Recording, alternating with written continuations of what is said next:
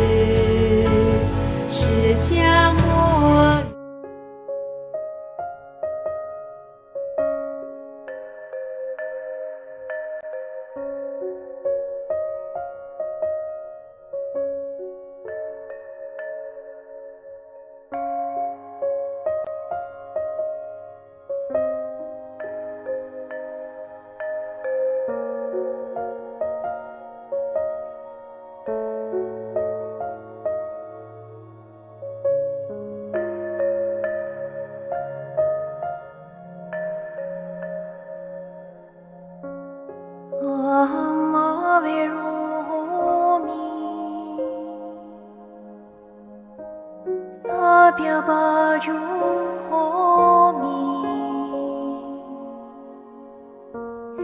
아니고 호미 스기하다나 바리하라미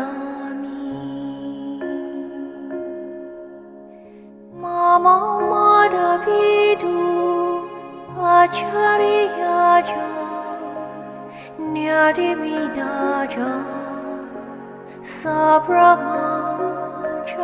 사브라마차리노자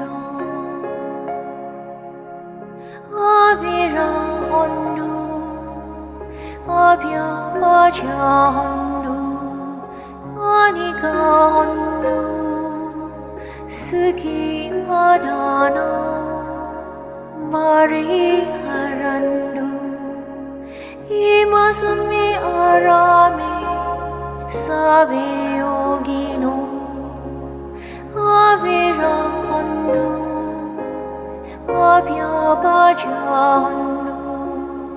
아니가혼두 스기하다나 바리하란두 이마스미 아라미 사비비구 사마니라자 우파사카 우파시카요자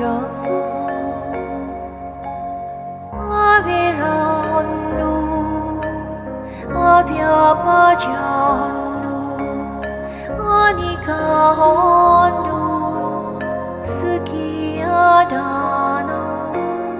바리하란두 사비사도 사비반나 사비부도 사비부칼라 사비아다바와 마리아바나 사바이디오 사비부리사 사비아리야 사비아나리야 사비데와 사비마누사 사비위니 마리가 아비라혼두 아비아바자혼두 아니가혼두 스기하다나 바리하란두 아비라혼두 아비아바자혼두 아니가혼두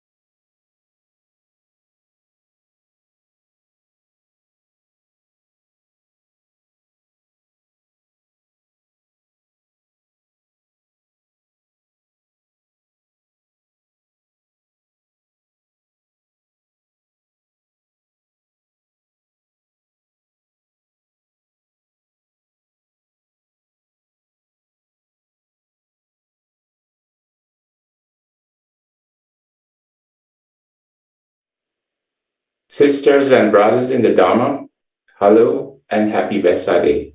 My name is Lee Chung-shen. I'm the moderator for this event. We're glad that you can join us in this Vesak special Dharma talk series co-organized by the Young Buddhist Association Vesak Special Dharma Talk YAM and Yayasan Belia Buddhist Malaysia Special Dharma Talk series. Compassion in Action, Peace and Non-Violence in Buddhism, with the title of the talk today, Holy Wars and the Resolution of Religious Conflicts from a Buddhist Perspective.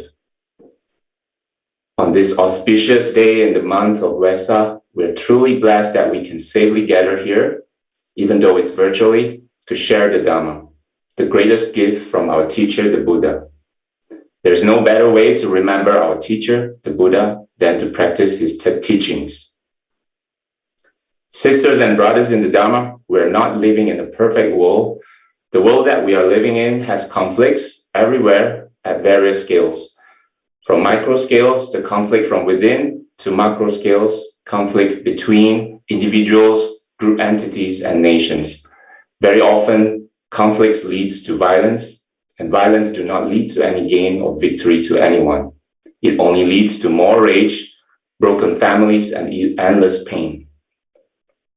Today, the topic we will talk about the conflicts that were initiated in the name of religion and the resolutions to it from a Buddhist perspective. We invite you to practice the Dharma, the sublime teachings of the Buddha, by walking this journey together. Before we start, there's a housekeeping notice. Throughout the talk, please write down your questions in the chat or the comment sections, either in Zoom or at the live pages. We will read out the questions later in the Q&A session. With great honor, I would like to introduce our speaker today. Our speaker is Venerable Thich Phap, which means carries the meaning Dharma ocean. He's the seniormost Western monk in the tradition of the Plum Village, which the founder, Venerable Thich Nhat Hanh, was a peace activist himself in the 1960s and later started the mindfulness practices throughout the world. Venerable currently resides at Mountain Spring Monastery in the Blue Mountains, west of Sydney, Australia. He is an active meditation teacher who leads retreats, days of mindfulness, workshops, and talks throughout the United States, Canada, Europe, Australia, South America, and Asia. He has publications such as Nothing to It, 10 Ways to Be at Home with Yourself, and the 8 Realizations of Great Beings, Essential Buddhist Wisdom for Waking Up to Who You Are. As we can't make prostrations to express our respect to our speaker today, let us put our palms together and make 3 bows with folded hands.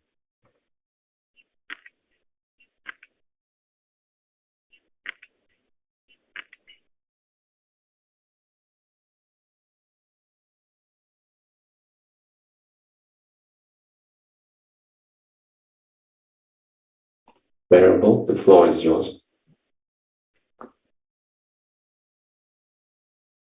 Your beloved community, I'm absolutely delighted to have the opportunity to sit together with you on this very auspicious day of Vesak.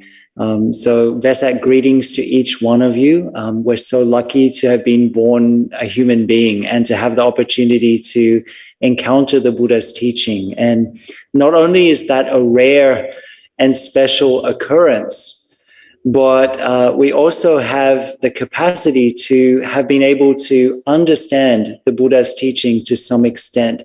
And even more rare, each of us has the capacity to be able to put something into practice. So for me, that's something that I contemplate every Vesak, that how lucky we are, how blessed we are to have those capacities. And so today I join you in celebrating that. And I'd like to begin, in addition to expressing my thanks to all of you for this very kind invitation and for the sincerity of your practice, I'd like to begin by inviting us all to find a comfortable position, a position that we feel completely relaxed, we feel at ease, but we also feel upright and stable. We can rest our hands in our lap and perhaps gently close our eyes.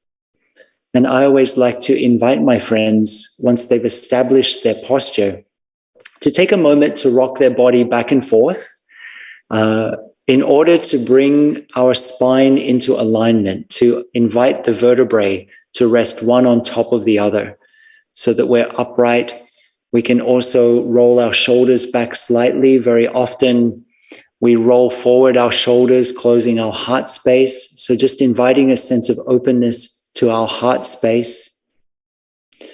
In fact, as we cultivate mindfulness, it's important to remember that sati, the word that we translate as mindfulness, can equally be translated as heartfulness. This sense of embodiment, this sense of presence, this sense of inhabiting our experience. And so this is the kind of energy that has the capacity to transform. And this is the kind of energy that we'll be cultivating in our short guided meditation today. It seems like an appropriate moment to cultivate some unconditional friendliness towards ourselves and towards the world around. So as you settle into a relaxed and upright posture, just closing your eyes, I invite you to bring a gentle attention, a curious attention, a loving attention to the physical sensation of your in-breath and your out-breath, wherever you feel it the most in your curious body. Attention, a loving attention of your nose to the inside your nostrils, your sinuses, the back of your throat, your lungs rising and falling. And as you breathe in, gently and kindly resting your attention with your in-breath all the way through. And as you breathe out, gently and kindly resting your attention with your out-breath all the way through.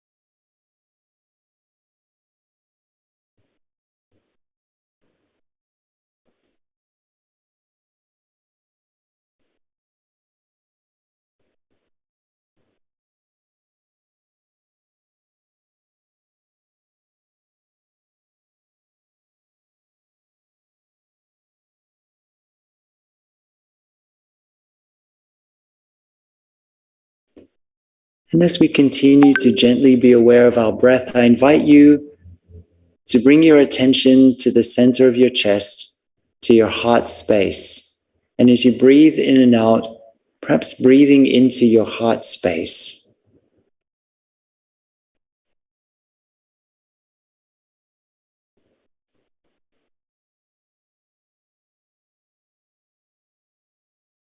And just becoming aware of the sensations, if you're aware of them, in the area of your heart at this moment in time. How is your heart feeling? Is it feeling open and free and joyful, or is it feeling a little constricted? Just engaging a sense of curiosity to the experience of your heart at this moment.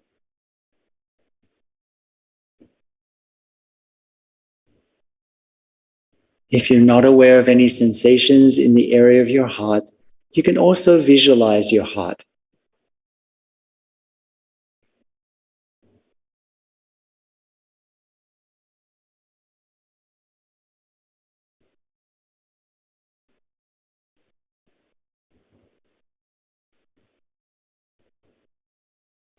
And as you rest your attention gently in your heart, I invite you to bring to mind the image of something or someone that nurtures a sense of protective care, of friendliness, of kindness, of goodwill in you. Perhaps the image of a small child, perhaps an aspect of nature, maybe a small animal.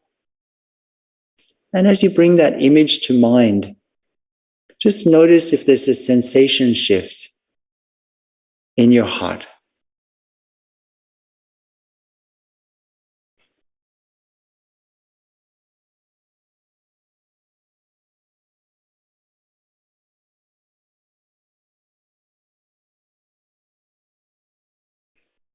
And as you notice that slight sensation shift, that tug of care, that tug of concern, that tug of friendliness, turn that energy around and begin to direct it towards yourself, slowly inviting that energy of care and kindness, even if it's just a small spot in your heart, to gradually expand and to fill all of the tissues of your heart, just like a drop of oil when it drops on a sheet of paper, will naturally and easily expand and fill the entire sheet of paper, making it translucent.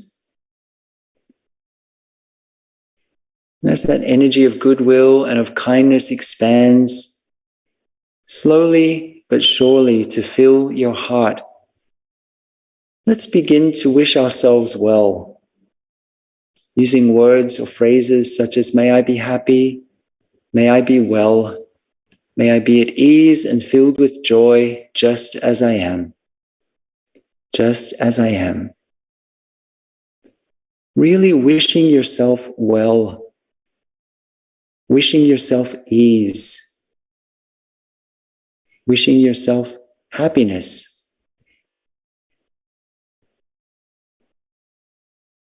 What would it be to be easeful? What would it be to be happy? And wishing yourself those things.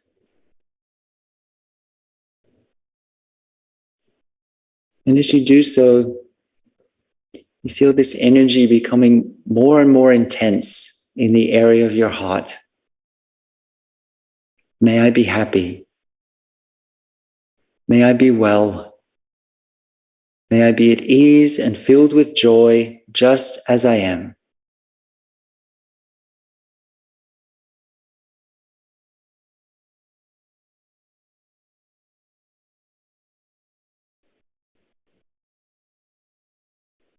And as we continue to wish ourselves well, we notice that slowly but surely our heart is feeling as if it's filled to overflowing.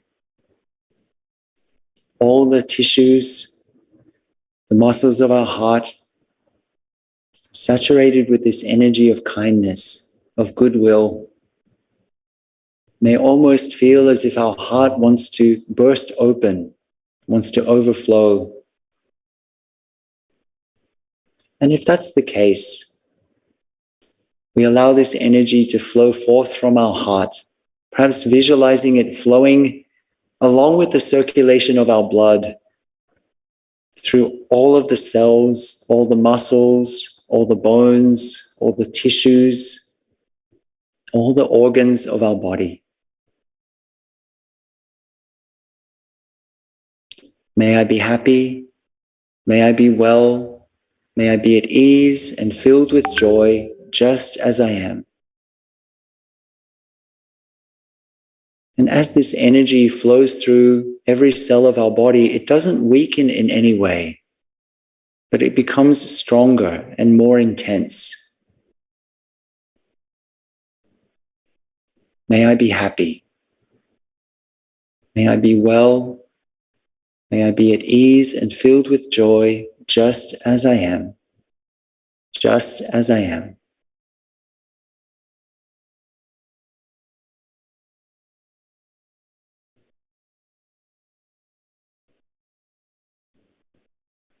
Saturating every single aspect of our body, leaving nothing out.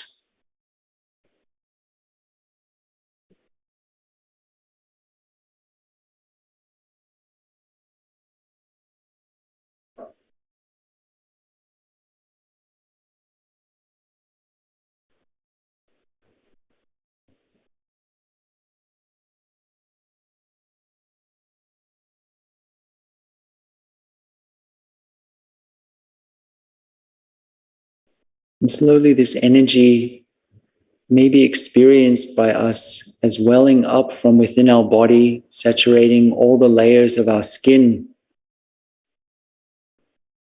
And it might even feel as if it wants to burst out from the pores of our skin. May I be happy. May I be well. May I be at ease and filled with joy, just as I am, just as I am.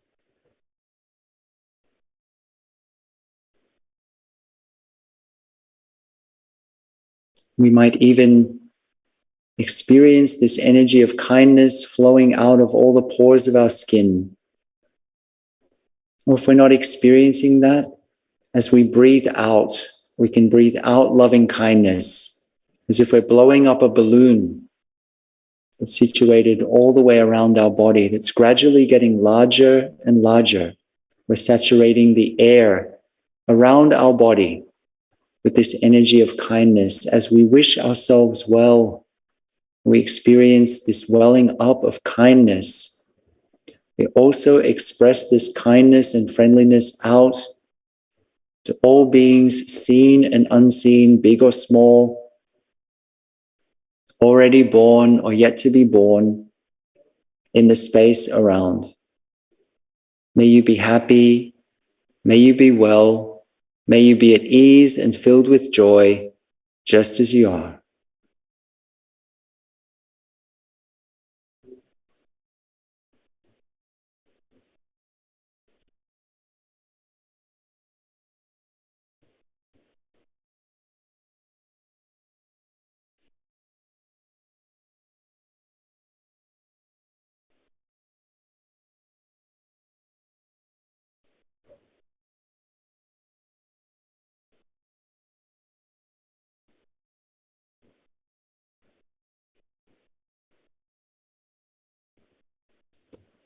Breathing in loving kindness,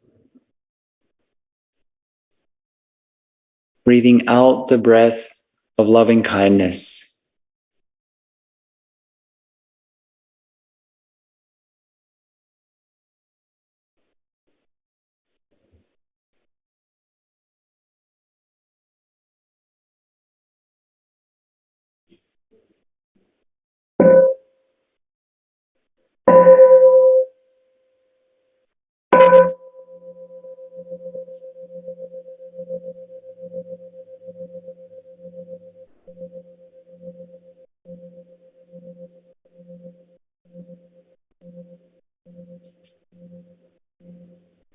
Slowly and gently, we can just take a few more moments to send some kindness and gratitude to ourselves for spending this time to cultivate loving kindness, to cultivate mindfulness, and gradually emerge from our meditation, always maintaining a connection with that energy of kindness, that energy of friendliness. Perhaps rolling our shoulders, flexing our hands, turning our head from side to side. And just taking a moment to reflect on how we feel after that meditation. If we feel a little bit more easeful, a little bit more present.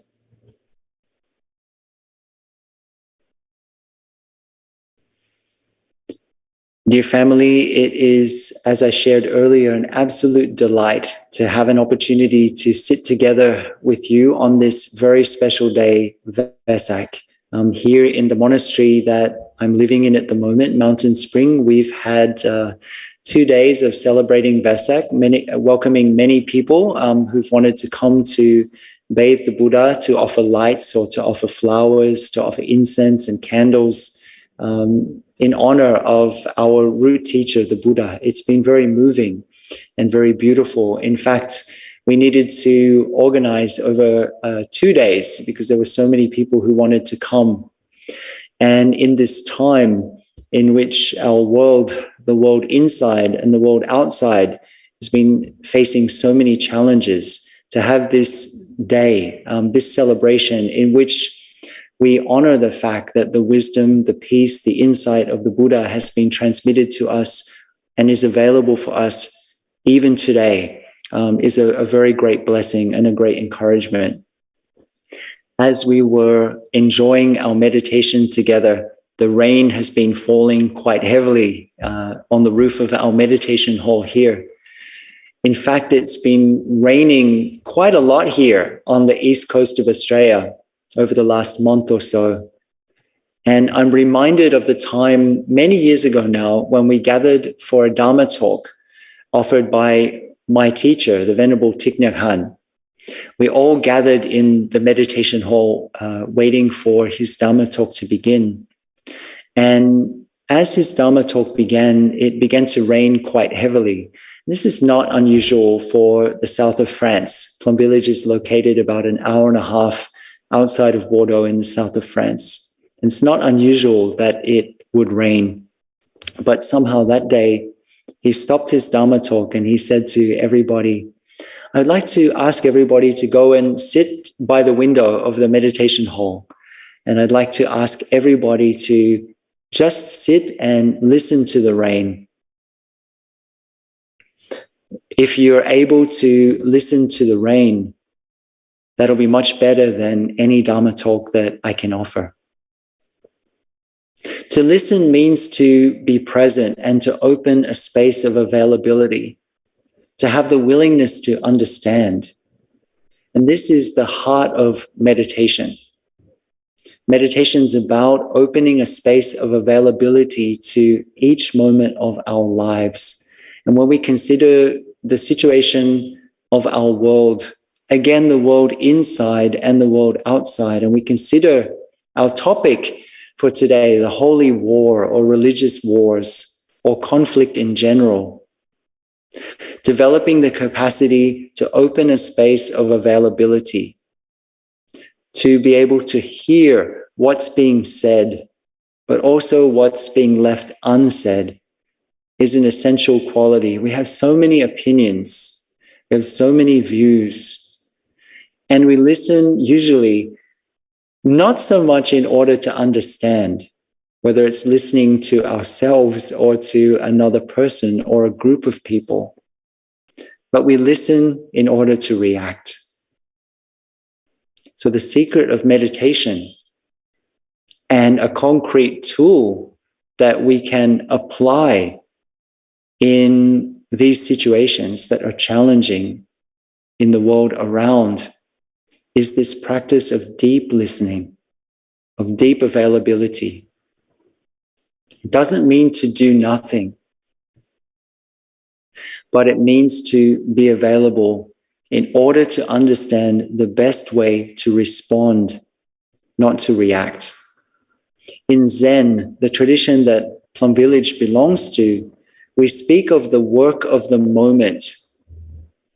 And that's considered to be our real invitation as meditation practitioners. This moment, this collection of unexpected moments when we're challenged internally and externally, when we're called to look deeply into our fear, into our isolation, into our anger, are among the most powerful if we turn towards them. The work of the moment is the work of being willing to show up unconditionally for what's happening in our mind, in our heart, and in our body, and in the world around. And to understand that it's through cultivating our own clarity, our own compassion, and steadfastness that the situation internally and externally can change. When we consider war, when we consider injustice, discrimination, and so on, our usual tendency is to focus primarily on fixing the external situation, whatever it might be. The Buddha's insight is that the external situation is a reflection of the internal. They're not separate. In Plum Village, there's a saying, peace in oneself, peace in the world. And this is an invitation to reflect on the internal aspects, the greed, the ill will, the ignorance within our own mind, and also to reflect on the deeper root causes of the conflict, rather than just on the surface level. If we don't do this, if we don't look deeply at the deeper issues and address them, then the situation is going to continue in various forms. If we're really honest, there's a great temptation to think, oh, the situation's so difficult. If only I had this or that condition, then everything would be perfect and I could really make a difference. I think that one of the most important realizations for us to have is that in this samsara realm, there's no perfect moment. That perfect moment, if there is one, is right now, right in the middle of the mess. Even if we ourselves are still a work in progress, that perfect moment to come forward is right now, bringing the insight that we have, even if it may not yet be perfect. Our community, our world needs us right now, just as we are. Doing the work of the moment means to have the courage and the willingness to show up and to respond to each moment just as it is, just as we are. There's no perfect moment, but at the same time, every moment is a perfect moment. One of the great Zen masters, Master Linzi, in Japanese, Master Rinzai, or Vietnamese, Master Lam Te, once said, every day is a good day. If we're willing to open our hearts to every moment and respond, then each day, just as it is the most wonderful moment for us to cultivate our hearts and to bring healing to the world inside and the world outside. Honestly, for many of us, this moment in time might seem a bit or a lot overwhelming or unsatisfactory. But if we know how to not run away from that, if we recognize it and stay with it, then this can be the starting point of a real journey. To be willing to turn towards rather than away. And the real journey here is not a journey to somewhere in particular, or to get something that we think we don't already have. If we're not careful, then this can be a major issue in our practice lives. The tendency to practice meditation or the spiritual life from a sense of lack, or trying to get something, to get peace, to get happiness, to get enlightened. For many of us, this was perhaps the starting point of our spiritual journey. We practice in order to get enlightened, to get happiness, to get peace. It's a great starting point. The next question we need to ask ourselves is, what do we mean by peace? What do we mean by happiness? What do we mean by enlightenment? We don't often ask ourselves or ask each other, what brought you to practice? And what do you mean by that? I love to tell the story of when my younger brother came to visit me in Deer Park Monastery, the monastery that I lived in for a number of years. I lived there for 19 years of my monastic life, and we had been separated when we were quite young, since our parents passed away. So he came to visit me in the monastery after so many years, and he spent a week in our monastery practicing. And after a few days practicing in the monastery, he said to me, I really would like to take you out. It would bring me so much happiness. And for me, I just like being in practice environments. I'm not so interested in going here or there anymore. And I said, where would you like to go? And he said, I would like to take you to Universal Studios. And I thought, no, I don't want to go to Universal Studios. No, this is really the opposite place of where I would want to go. And yet he was so filled with delight. I thought, how can I respond to his request, but at the same time sort of not do it? And I thought of what would be a foolproof plan. And I said to him, you know, in the monastic world, we don't make decisions by ourselves. We always ask the community. We ask the community of bhikkhus, the community of the fully ordained, to make the decision together. in my mind, I thought, I will be completely safe. There's no way that the other bhikkhus will support the idea for me to go to Universal Studios, so safe. So with a lot of confidence, I suggested that my brother write a short letter and I would present it at the next meeting of monks. So with a lot of confidence, I presented this request to the meeting of monks. And I was very secure in my view that they would say, no, it's really not appropriate for a monastic to go to Universal Studios. And then, so the meeting happened and they discussed, and then they all said, actually, it would be a great idea for you, Brother Phap, to go to Universal Studios with your brother. We all support it. And so we went to Universal Studios. This is around about 10 or 11 years ago now. And my brother was ecstatic. He was so happy to spend time together. It watered a lot of joy in me to see his happiness. And as we were walking around Universal Studios, I said, what would you like to do now that we're here? And he said, I would like to take you on one of the roller coasters. And I thought, no. So we went on a roller coaster. And I hadn't been to an amusement park. I think must have been, at that point, it must have been about 20 years. So that was the first visit. I knew nothing about the fact that they took photos of people at the end of the roller coaster rides and things. So anyway, we got off the roller coaster ride, and my brother went straight away to the kiosk at the exit of the roller coaster ride. And he was scrolling through an iPad, and he suddenly stopped and he started to laugh and laugh and laugh. And he ordered a print of this photo.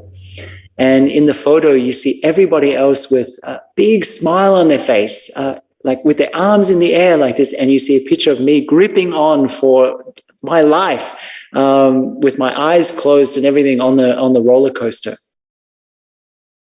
So his happiness is not the same as my happiness. My happiness is not the same as his happiness.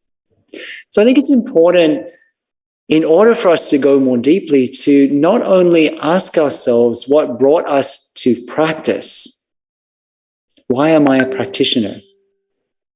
And then to honor whatever answer comes up, whether it's to become happy, to touch wisdom, to become more peaceful, or to become enlightened, but honor it by asking ourselves and reflecting on what do we mean by that, and how can we touch it now? And also to be aware of this tendency to approach practice from the attitude of lack, thinking that we are going to get something that we don't already have, this energy of want. And this can be a major energetic thread in our practice lives, and it's truly the shadow. The other aspect of this, for me, is also an invitation for us to look into the nature of desire, tanha, craving or thirst, since in order for lasting inner or outer transformation to be possible, then discerning the moments that a wish is coming from insight or coming from desire is essential. Of the three aspects of desire, two seem particularly relevant for our topic this evening. And that's, first of all, the desire to become, the desire for a situation, a person, to be completely different from what it is or what they are or what we are right now. If only I could be happy, if only I could be peaceful, enlightened, or if only they, whoever they are in this moment to us, would do this or that, or be like this or that, then everything would be perfect. Of thinking that real change is someone else's responsibility. The idea that we need one more thing, bhavatana, the idea that we need something, we need to become something. And the other aspect of tanha, or desire, is the idea that we need to get rid of something or someone, or an aspect of our experience, in order for things to be perfect. It's called in Pali vibhava tanha. If we apply these lenses to look at our experience, then they can be a helpful framework for us to discover the places and situations in which we close down our hearts and to be able to choose to respond differently. A couple of months ago, it occurred to me that it's often the teachers, whether people or situations, that challenge us in some way, that call us to open our hearts and minds a bit more, that offer us unexpected teachings. They're the most powerful and transformative teachers of our lives if we're only hearing things that confirm what we already know. How will that help us to move forward and to cultivate non-fear? A real teacher, whether in the form of a person or a situation or even a feeling, is one that challenges you. Not one that just confirms everything you think you know. In that case, we haven't learned anything, have we? It's only when we're a little uncomfortable that growth is possible, not through our very carefully cultivated avoidance. If we haven't looked at this tendency, tanha, which the Buddha said is actually one of our main issues, then our whole practice life can be about getting something, getting peace, getting enlightened, and so on. This wish to become. In simple terms, the wish to get something that we think we don't have already. And the other extreme is that we may have the tendency to want to get rid of something or someone, vibhava tanha. These manifestations of desire work both on the internal or micro level and also on the external or macro level. Many of us, if we're really honest, from a somewhat, it's very subtle, but it's a consumeristic mindset. We've turned Dharma into a thing, into a set of techniques or a set of dogmas in order to get something that we think we don't have, or also to try to get rid of something that we think we don't want. In one of its original senses, Dharma means your way of showing up in the world, your path. And for me, this is an invitation to stop running from our lives and rather turn towards them. It seems to me that the deepest journey we'll make is not the journey that we usually think of, the frantic sprint away from any kind of discomfort into some imagined shore of happiness. The Buddha has actually shared with us in some of the most ancient recorded teachings of the Buddha in the Pali Canon, the Atthagavagga, the Book of Eights, that the real spiritual journey consists mainly in letting go of things, not necessarily physical things, but mainly our views, our ideas. Our practice life is not about getting something. This is so counterintuitive to our usual transactional way of approaching things. We practice in order to get something we think we don't have. Peace, happiness, enlightenment, so much efforting. How does this understanding that practice is not about getting something, but rather letting things go, particularly our views, to realize what has been there all along, change our approach? This is true not only in terms of practice, but when we look at the situation of conflict, we look at the situation of war. So much is either about views, attachment to views and positions and power, thinking that we need to get something, or we need to get rid of something or a group of people. This teaching on desire, the strands of desire, of tanha, of craving, It's one of the Buddha's most essential and concrete teachings. Buddhism is not there to give us more views, but rather the practice of letting go of all views.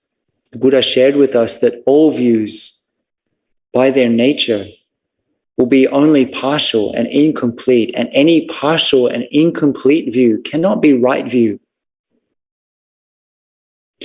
Of course, the catalyst or the starting point of our journey is suffering for so many of us, emotional, physical, and so on. And whilst the starting point of our journey is the recognition of the pain that we hold individually and collectively, hopefully it's not the end. Well, it's already a great thing if we recognize our pain, but there's more to discover.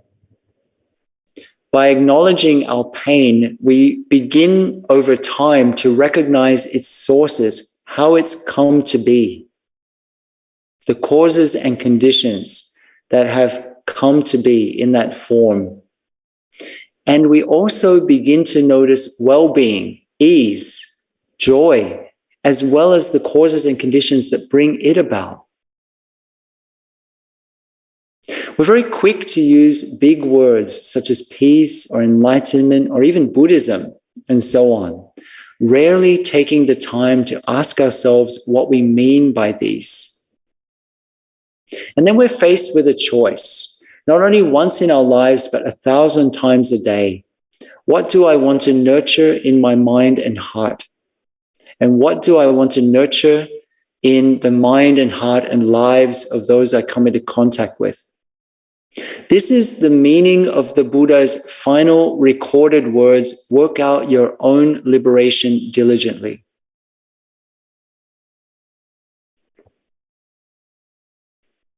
The starting point for any meaningful contribution to social engagement is looking at the wars within ourselves.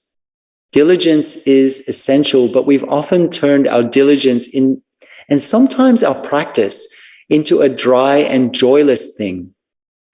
Diligence is the capacity to keep working your edge, the place that you feel just a little bit uncomfortable, wherever that edge might be in this moment.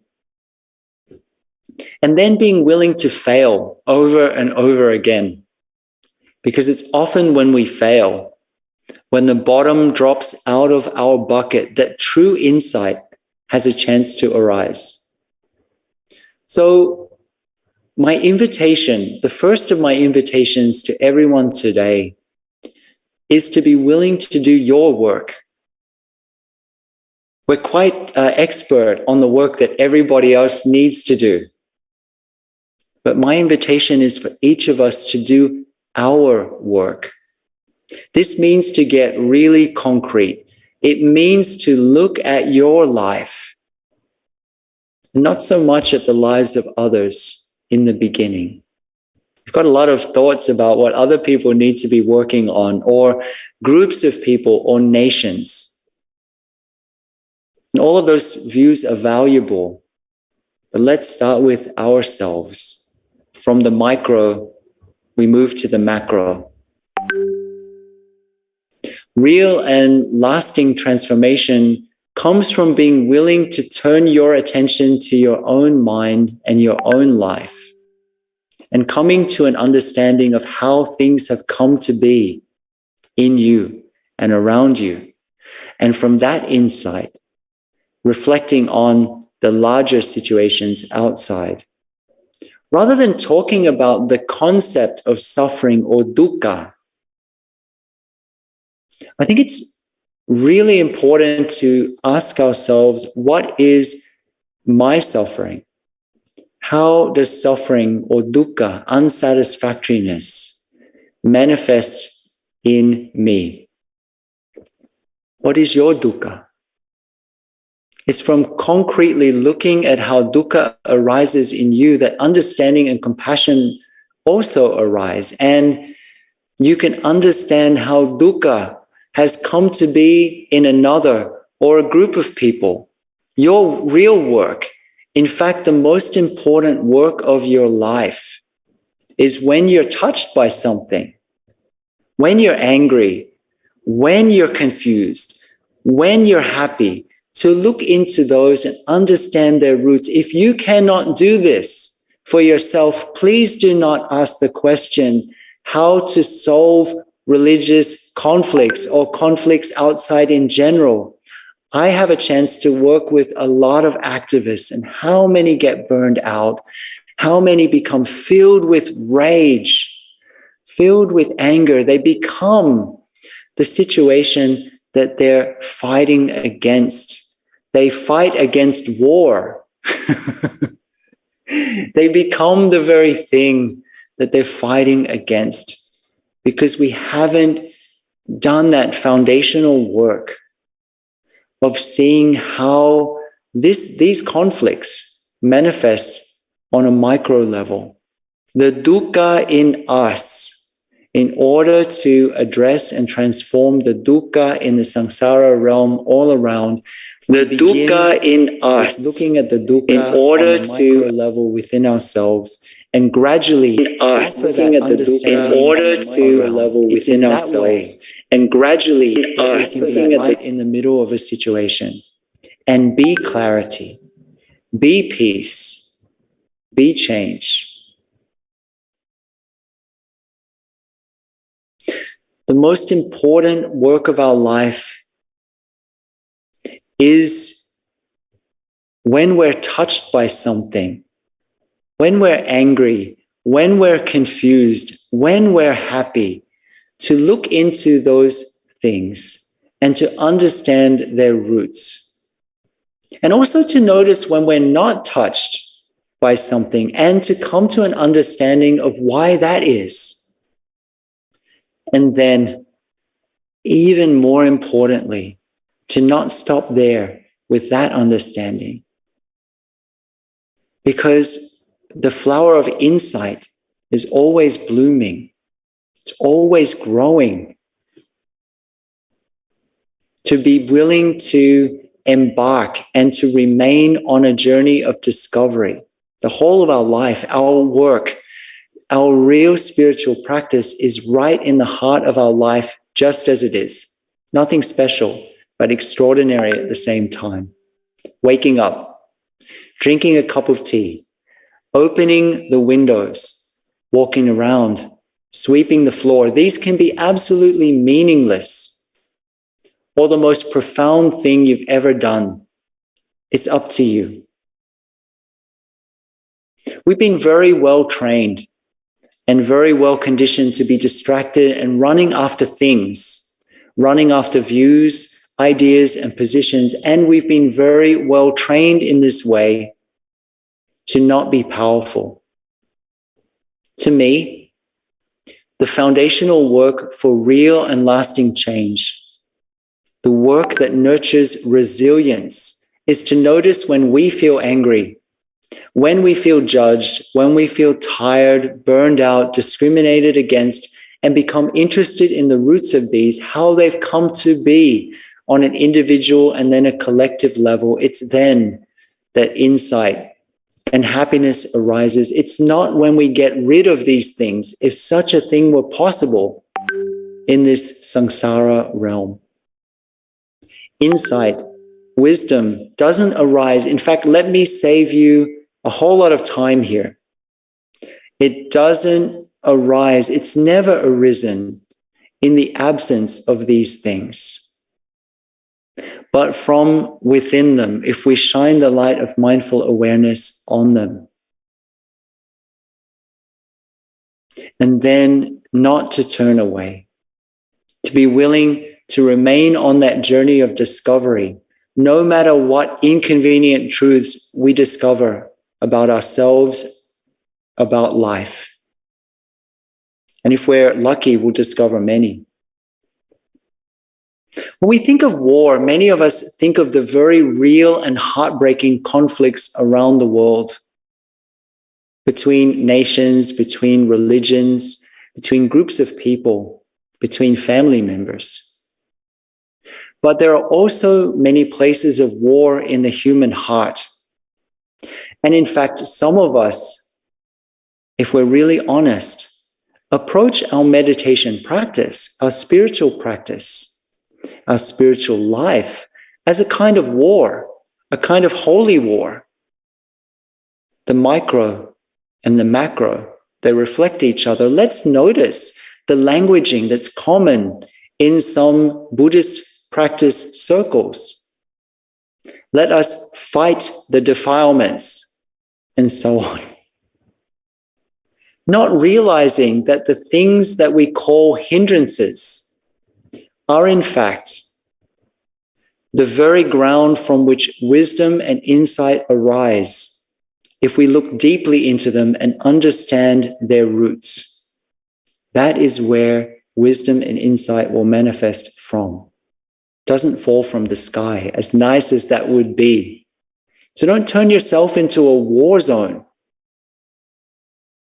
In our spiritual life, it seems to me that it can be helpful to consider some of the subtle views that we hold. For example, what does transforming your suffering mean to you? Let's imagine that you're a person that experiences physical pain. Does transforming suffering mean that there's no more physical pain for you, for example? Is that something that's possible in this samsara realm? If we have a human body, as much as we would wish it to be different sometimes, we will experience discomfort. Rather than getting rid of something, transformation is about developing a new relationship with an experience. In some way, speaking about our work. While you need to be present for my work, and I need to be present for and hold space for your work, and there's an intimate connection between these things. My work is my work. The things I need to transform are the things I need to transform. And the things you need to transform are also somewhat unique to you. I think it's time for each of us to be very concrete and to take responsibility for our work, the unique journey of discovery that each of us is on, when we show up in a full way for our own transformation and begin seeing and understanding the roots of our own pain and suffering. Over time, we begin to have enough space in our heart to begin to really see the many complex causes and conditions that have given rise to the pain of another person or a situation. Often we can feel so disempowered that our attention is constantly drawn outside to the very real discrimination, anger, dismissiveness, and judgment occurring. And then we end up focusing on what they, whoever they are to us, need to fix or need to do in order to fix or transform the situation.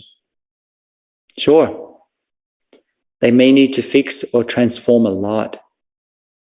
But what if they don't have the awareness, the willingness, or the capacity in this lifetime? What does that mean for you? Lately, it seems to me that rather than being a platitude, something nice that we say because it sounds spiritual, the practice of showing up for life, for our life, just as it is, means embracing the reality that not every possible transformation within ourselves or within the world may be possible, may happen in this lifetime. And in a strange and counterintuitive way, to take inspiration and encouragement to keep going, to keep engaging from that we are all works in progress. And in fact, there's always more progress to be made. In some way, the fact that there will always be more to discover, always more work to be done to transform minds and hearts, to protect the earth, to work for a more inclusive society is an inspiration, a calling forth into action, not reaction. The real action of first noticing all the complex nuances of our own minds and hearts, and then noticing and creating space for those of whoever we call the other or they in any moment. And from that understanding, not pushing anyone or anything aside. A feeling, an emotion, a thought, a situation, a group of people, but moving forward together to create lasting change. Each of us has a wound. It probably led us to the spiritual life, and it probably still informs our spiritual life, even up to now. And our wound can call us forth if we know how to take care of it well. However, it's possible to keep reacting from this place of the untransformed wound. And in that case, if we haven't looked at it, we haven't understood the function of this calling forth of the wound in our spiritual life, it's possible to repeat the same patterns over and over again. This is also true in the case of activism. If we just react from our pain, and our pain might be great, then we'll end up repeating the same dynamics over and over again. And our activism becomes reactivism. On the other hand, if we acknowledge, we embrace, and we look deeply into our wound, looking into its causes and conditions, how it came to be, it becomes possible to work for change from a non-resistant place, since we also understand that everything has its causes and conditions for arising. This is because that is. This is not because that is not. With this understanding, we know that, as the saying goes, whatever we resist will persist. Rather than just resisting, which is struggle on the superficial level, we see how things have come to be, all the causes and conditions, and we engage with the pain and its roots. This means also to embrace the other person and the situation in its entirety, just as they are, and then even as they try to exclude us, to not give in to the temptation to exclude them from our heart. That'd be too easy. That'd be too easy. And yet this is what happens with the phenomena that we're noticing lately over the last number of years of cancel culture. And to me, this is a byproduct. Cancel culture is a byproduct not only of the untransformed wound within us, of othering or they,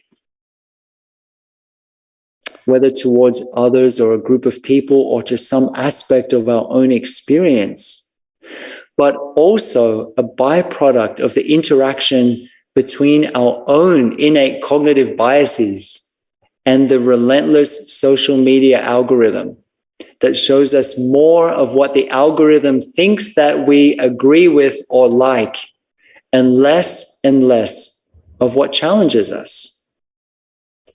And so we've begun to behave like this in our life towards ourselves and also towards others.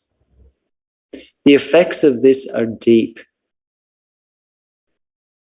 And so it seems important to acknowledge that not every single person on this planet is going to roll out the red carpet for us as a group or as individuals. And I'm learning to be okay with that and to go on regardless. Right now, the situation of our world can seem quite dire. The world outside and the world inside. The two have never been separate. Let's take a moment to just come back to our breathing, come back to our bodies, and we'll enjoy a sound of the bell.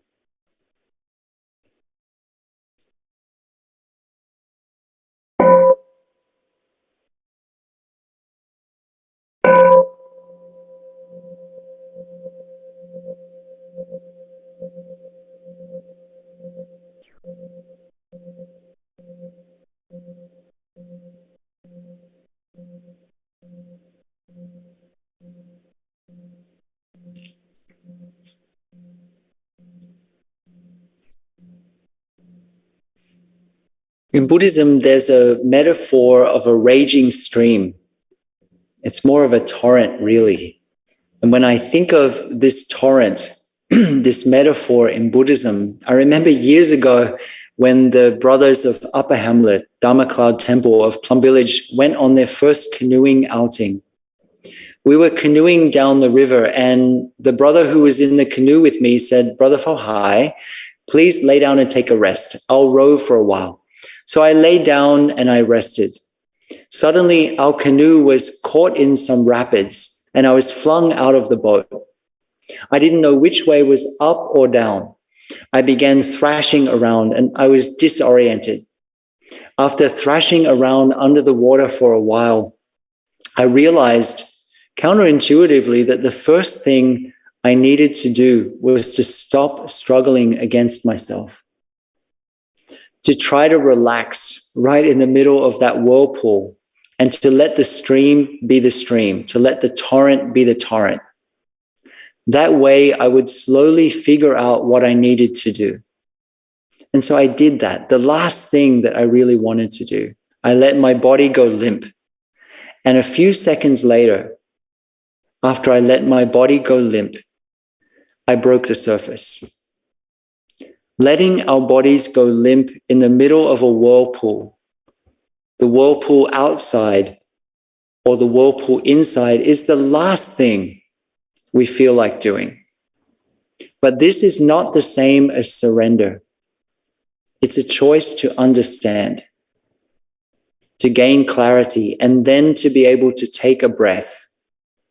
For many of us, just the possibility to be able to take a breath, to be able to rest for a moment, may seem like an incredible luxury when it seems like the whirlpool, the raging torrent of discrimination, of violence, of self-hatred, of shame, of continual microaggressions is present everywhere. So many of us wonder, when are we going to break the surface of the raging water and take a breath? Rather than being a surrender or a passive acceptance, letting our body go limp in the middle of the raging torrents inside and outside is to choose to resource ourselves and each other, and to acknowledge our capacity to kick out and swim forward in the direction that the insight that we all carry in our body leads us to go. It's an act of loving kindness of you saying to yourself, I'm here for you. I'm able to do this. I can take another step. I can act with clarity and with compassion. In Buddhism, we speak of a raging torrent within and around that's flowing in one direction. In that situation, we can choose to go with the stream, to go against it, to stand firm, or to cross over. In terms of crossing over, the Buddha described 4 floods for us to cross over, 4 raging currents inside and outside. In Pali, these are called ogga, the 4 ogga. The first flood, the first torrent, is kamoga, the flood of sensual desires. This is being pulled in 1,000 directions by our senses. In every moment, our senses are receiving stimulus, sights, sounds, smells, tastes, touch, and so on. Whenever there's a stimulus, there's a response. in Buddhist psychology, in the school of Buddhist psychology that I belong to, the Vijnanavada school, mind is spoken about like a garden. And in that garden, there are many seeds. And so whenever there's a stimulus, a seed in our consciousness, in our unconscious mind is being stimulated. And most of the time, we don't notice these inputs, the sensory inputs, and we don't notice which seeds are being watered. The Buddha, in a very famous discourse, the discourse on the sun's flesh, shared that our situation is like the situation of a cow that has no skin, receiving all of these inputs and not being able to do anything about it. And the great thing is, as a spiritual practitioner, cultivating mindfulness, we develop the capacity to be able to do something about it, to understand how to relate to sense inputs, to understand what seeds are being watered, and to make choices to water the kinds of seeds that we want to spring forth as flowers in our consciousness. Seeds of peace, seeds of joy, seeds of happiness, to put ourselves in an environment where those seeds are habitually stimulated. The second of the four floods is called bhavoga in Pali, the flood of becoming. We often have this sense of dissatisfaction, this feeling of lack that we've spoken about in this talk before. When the Buddha offered his final words that I also shared about earlier in this talk, work out your own liberation with diligence. For me, this is an important reminder of our capacity. The Buddha had confidence in our capacity to wake up. In fact, in the Mahayana Buddhist tradition, there's a legend. It's not written down in any text. It's just a story that after the Buddha woke up, one of the Buddha's first words was, "How strange. Every single living being has this capacity, this place within their mind and heart where they have compassion, they have insight, where they're able to wake up." The Buddha in the Mahayana tradition didn't say that absolutely no one else has this capacity. I'm the only Buddha that will ever arise. But rather this understanding that in every living being, there's a seed of goodness, no matter how small. This is very good medicine for our times. Buddhism is about uncovering the innate goodness that's already there. It's not about getting something that we don't already have. It's about nurturing those good qualities that are already there. The third of the four floods is Dittoga, the flood of views. This one we can relate to quite easily. We have a flood of views within our own experience, and also we can see in our world around, particularly between individuals, between groups of people, between nations, between political parties, ethnic groups, that there are often a flood of views. Right view is the absence of all views, because all views by their nature will be partial. My teacher, Thich, shared, as I shared earlier in the talk, that Buddhism is not there to give us a whole new set of views or dogmas, but rather to release us from the prison of our views. And then the fourth of the four floods is avidyoga, ignorance, of not seeing clearly. For those of us sitting together this evening, the Chinese phrase for ignorance is very beautiful. In Vietnamese, we use that same phrase, but we pronounce it vô minh. Vô minh in Chinese, it means no light, no brightness. We don't see clearly. We're right in the middle of something, but we're unable to see it clearly. I remember many years ago, I was sitting in a hut on the side of a mountain, the quintessential monastic life. And in the afternoon, I was doing sitting meditation. And as the sun was coming down, it shone through the window. And just in and of itself, without any effort, it illuminated all of these specks of dust in the air. I was able to see all of these specks of dust that up until that moment, I was unable to see. This is exactly what mindfulness does. Mindfulness illuminates more, helps us to see more of what's there. We're able to see so much more clearly than when we're able to before. We can engage in this practice of crossing over as a kind of war, thrashing about. But we're just going to tire ourselves out, and we're not actually going to get that far. Or we can soften our body, soften our heart, and relentlessly keep moving forward. My teacher, Thich Nhat Hanh, used a phrase often in Vietnamese to describe the quality of the practice. In Vietnamese, it's miên mật. It means continuous. And if there's one word in English that I would describe this quality, the quality necessary in a practitioner in this time, it's relentless. The definition of relentless is continuing in an uninterrupted way, in a determined way. Now that's really the heart of the practice, isn't it? That's the very essence of the practice life. It's also a manifestation of resilience. To not settle for what others tell you, or for that matter, what you tell yourself. To be continually exploring new aspects of life. And this is the very definition of courage, the very definition of relentlessness. And to me, this quality is absolutely necessary in this moment if a future is to be possible. This is being relentless. I will not give up. Most of all, I will not give up on myself.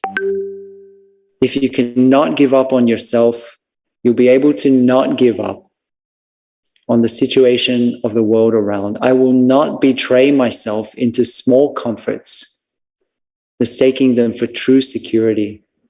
As a relentless practitioner, the willingness to question all of our assumptions and beliefs and the ways that we do things and the things that we hold dear is fundamental to dealing with conflict and also any meaningful spiritual life. My teacher Thich, in the heart of the Vietnam War, that terrible tragedy, which in Vietnam we call the American War, was asked a question. He was asked the question, if you had to choose between preserving Buddhism and world peace, which would you choose? That if you had world peace, that Buddhism would, the form of Buddhism would disappear. And my teacher said something that might sound quite shocking. He said, I would choose peace. I would choose world peace. Because world peace is the manifestation. Peace within, peace around is the very manifestation of the fruit of Buddhist practice. Buddhism is a container for that experience. To be in that place of not taking things for granted, of being willing to embark and remain for the whole of our lives on a journey of discovery of what this world is, what we are, and what our real situation is, means most importantly not to run away, even when, or especially when, we discover an inconvenient truth about the world outside or the world inside. Inconvenient it will be, because if it is true, it will be against the stream. Any real discovery, any real insight will by its very nature be inconvenient since it will shake us out of our preconceived notions. Otherwise, if it's something that just fits our preconceived ideas, then it's probably not the highest wisdom. Wisdom, insight, doesn't come pre-packaged. And the thing is, if we're lucky, and if we're progressing on our spiritual path, we'll continually discover inconvenient truths about ourselves or about the world around us. That's what spiritual life's all about. Being willing to show up for what is regardless, for what's real and for what's true. And then not to settle, not to think that we've reached the ultimate understanding, but to keep on going. A real spiritual life is a continual practice of exploring who we think we really are, and then being absolutely authentic to that discovery, which, if we apply mindfulness and investigation correctly, will be that all layers of identification, all of the labels that we have for this thing that we call the self, the places that we identify, are false. They don't reflect the reality. They're places to hide. And this is not easy, but it's necessary now more than ever when we look at the situation of conflict. In the texts, there are said to be two ways to deal with fear and with challenging situations. The first practice is the practice of changing the peg. If it's too much to handle, then we go and do something that we find nourishing and healing. But for this to be meaningful, it can only ever be a first step. It can't be a final resting place. Otherwise, it's just a practice of avoidance, of spiritual bypassing. Many of you might be at university right now or have just come out of university, working on a degree. Please, if nothing else, don't work on a master's degree in avoidance. Many of us already have a master's degree in that. In fact, some people might even call it spirituality or ascendance or transcendence. This continual running away from what is. And that strategy is going to work for a while, but without the courage to kick out and start swimming against the current of our own habit energies, we'll drown. This first practice of changing the peg is a practice to undertake in order to resource ourselves for the second aspect of the practice, which is to turn towards that which challenges us, the so-called demon, the demon outside or the demon within, and to befriend it, to understand that this is your greatest teacher who's come to you in an unexpected form. And that if we are solid, if we're clear, then hidden in this situation is great wisdom. So please, if you're a good student of the Buddha, look at your life. Look at your situation. And then as good students of the Buddha, let's do what the Buddha actually invited us to do. From seeing how dukkha arises within us, to build ourselves a raft of the teachings and practices that will help you to transform your situation. Knowing that your situation on a micro level is also a reflection of the macro level, the situation of the world around. They're not separate. Our transformation goes together with the transformation of the world around. And using the metaphor of crossing over, perhaps you see yourself at this moment as standing on a shore of suffering, and that we need to cross over to a shore of liberation. And then if we're lucky, we cross over, not only once, but many times a day, many times a moment, the journey of 1,000 lifetimes, or the journey of a single moment. We cross over those raging torrents. And then something wonderful, something strange happens. We pull ourselves up on the bank of the so-called shore of liberation. After that crossing over of many lifetimes of a single moment. And we stand up and we look around and we realize that we're standing in exactly the same place as we were before we began the journey. But somehow everything has changed. This journey of so many lifetimes of a single moment has brought us back to the very point of our departure. That which we've been looking for has somehow been available for us all along. Let's enjoy a sound of the bell.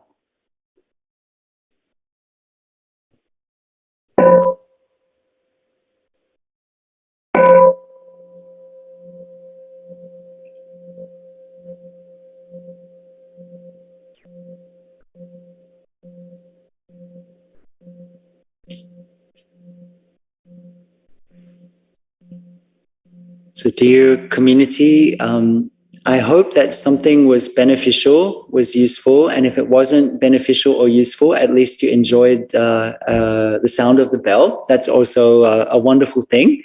I think now we have an opportunity for anyone, if they'd like to share anything, any thoughts, any reflections, or any questions, knowing that actually they're all one question, then we have a chance to do that. So please, over to you. Thank you very much for the insightful talks.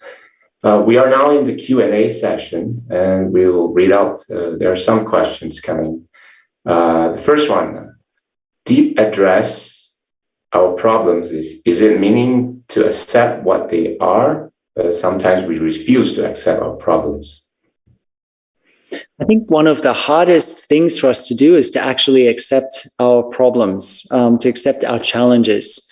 To not have a problem with having a problem, I think is it's a real challenge. It's part of being human. In Plum Village, our teacher always invited us, and I found it to be an important practice to cultivate the capacity, first of all, to recognize a situation, what we're calling a problem, to recognize it for what it is, to call it by its true name: anger, depression, sadness, discrimination, whatever it might be, to recognize it. If we can do that, that's already a great thing. And then the second aspect, which is equally important, is to accept. It means that to be angry, to be depressed, to be sad, to be jealous, whatever it might be, is okay. It's part of being human, to not create a war against it.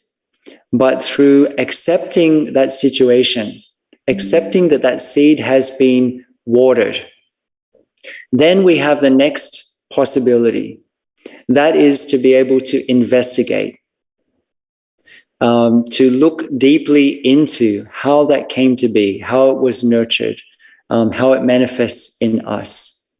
And then through that practice of looking into whatever's arisen, to not having a problem with our problems, then insight, wisdom comes from that. So that's how we practice with that in Plum Village, to not have a problem with our problems. Yeah. Thank you. And then there's a second question. So this is a hypothetical question, but it can happen very real. So at the moment when we were threatened with violence, how do we react? Remain clarity and compassion, like breaking the water, the torrents. Is that through daily practices before that?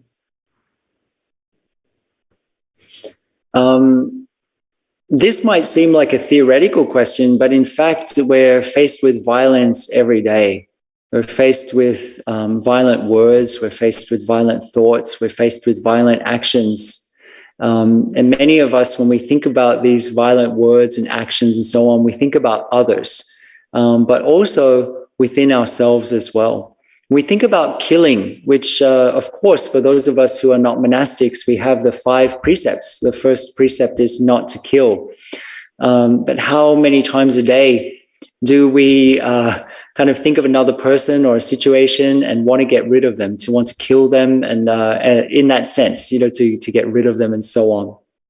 So first of all, we need to look at that energy of violence within ourselves. Violence arises when we see a person or a situation as somehow separate from us. We see ourselves in a situation of opposition to that person.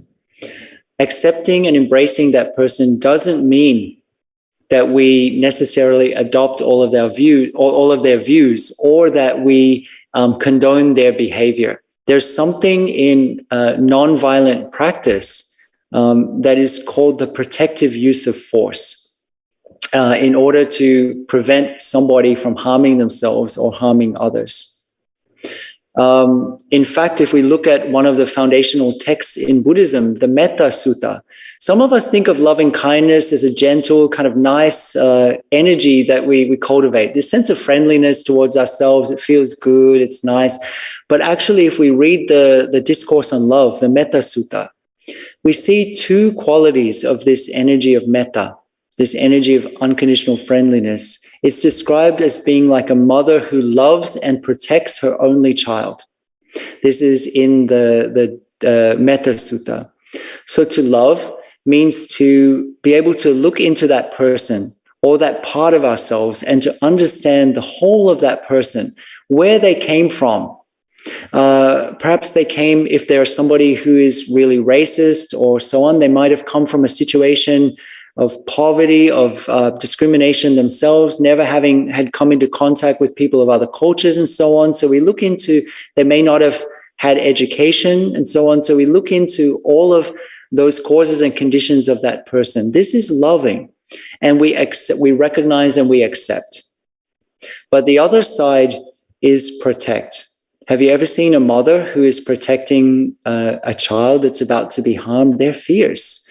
So there's a other energy of loving kindness that is strong, that is fierce, that is clear, that knows what to do, and most importantly, what we don't need to do. Most of the time, when we're faced with a situation of violence, we want to react, but we react from our fear. What we want to do is to be able to respond from a place of clarity. And this is something that's possible. It's an everyday practice. That leads to the third question. It's also a theoretical question. If we're being forced to join the army, to join the war, what should we do as a Buddhist to practice not kill? Or should we refuse to be part of the army, or we have to join the army and maybe forced to, when we have access to weapons, then we are forced to kill? What should we do? This is a very hard question and a very real question. Everybody's in a very different situation. I often, in these ethical questions, there's actually no right and wrong. We know what the Buddha's teaching is, that as Buddhists, we practice nonviolence, and we can't condone an act of killing in any way, shape, or form. But at the same time, everybody has their situation. I know people in various countries around the world who have come from situations such as the one that we just described, where they come from very poor backgrounds. They don't have access to education or jobs and so on. And so they have taken up the opportunity to join the army because of those situations. There's no future for them otherwise. The army will feed them, will give them educational opportunities, will train them in a job, and their future is a lot brighter in that way. So for me, if you ask me, do I support somebody going out and killing? No, I do not. But then somebody in that situation where they're getting an opportunity, it's quite difficult to say that's a bad opportunity. It's easy for me to, from an idealistic place, from a privileged place, to say like, oh, that's not a good decision or so on. But that person has their causes and conditions. As a Buddhist, we would definitely want to, if we're in a situation where those causes and conditions that I just described, that we're not in a situation of great poverty or educational disadvantagement and so on. If we're in a situation where there is forced conscription, then of course we need to follow the laws of our own countries. But at the same time, most countries have the opportunity for different kinds of service. Although for Korea, for example, South Korea, we need to have military service. However, there's a possibility to do social work and other kinds of service at the same time. This is true in the case of a number of countries around the world. So this is what I would share. And then it's very difficult to theoretically share about different situations of war and so on. In those situations where, let's say, we're in the army and we're called up to war, such as in Ukraine or something at this moment in time, then we as Buddhist practitioners need to do everything that we can to de-escalate a situation, to become peacekeepers, to act in such a way that minimizes harm. This is what we need to do, that minimizes killing. Yeah, it's not an easy question. It's actually a whole lifetime of reflection in that question. Yeah, indeed. Well, in view of time, I would just like to summarize the talk. Thank you again, for Venerables. Well, there are a lot of points from the talk, namely meditation is a way to listen to the world inside and outside using deep listening. External situations is a reflection of the internal aspects, and we need to recognize the sources of pain and the good condition. Embrace to the calling of forth of the wound instead of react to it. Understand that everything has its causes and conditions of rising. And Venerables has used the metaphor of the hindrances of the four floods: the flood of sensuality, the flood of becoming, the flood of views, and the flood of ignorance. So let us put our palms together and make 3 bows with folded hands to express our gratitude to our teachers today.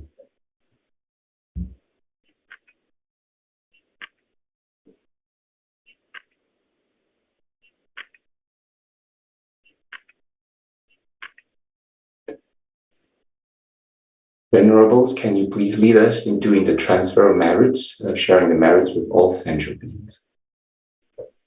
Let's join our palms together and we'll share the merit using the verse that we offer in Plum Village.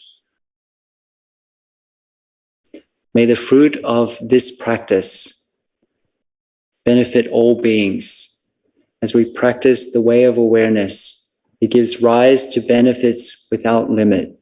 We vow to share the fruits with all beings. We vow to offer gratitude to parents, to teachers, friends, and to all beings who give guidance and support along the path.